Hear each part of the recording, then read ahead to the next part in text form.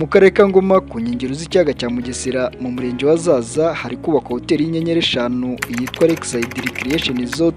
Izaba ibaye iya mbere yo kuri uru rwego mu ntara y'Iburasirazuba. Uyu mushinga watangiye kubakwa mu mwaka wa 2022 n'Abanyarwanda bibumbiye muri sosiyete ya Mountain Ridge Estate, ukazuzura utwaye miliyoni 5 z'amadolari ya Leta Zunze Ubumwe za Amerika. Iyi hoteli izaba ifite ibyumba 44, sale yakira abantu 800, pisine yo ku rwego rwa mini Olympic, ibibuga bya siporo zitandukanye, ikiyaga gihangano ndetse n'ibindi bikorwa byo kwidagaduriramo. Umuyobozi w'akarere ka Ngoma niyo nagira Natali avuga ko hoteli yamaze gutanga akazi ku baturage benshi kandi ko nitangira gukora izongera umubare w'abasura aka karere, by'umwihariko abifuza ubukerarugendo bushingiye ku biyaga. Yavuze kandi ko akarere kari kunoza ibikorwa remezo birimo umuhanda, amazi n'amashanyarazi kugira ngo hafashwe ubushoramari mu guteza imbere ibikorwa by'ubukerarugendo bikikije ikiyaga cya Mugesera. Biteganyijwe ko icyiciro cya mbere cya Lakeside Recreation Resort kizatangira kwakira abayigana nyuma yo kurangira kw'imirimo yacyo mbere yo kwikomeza ku bindi byiciro by'umushinga.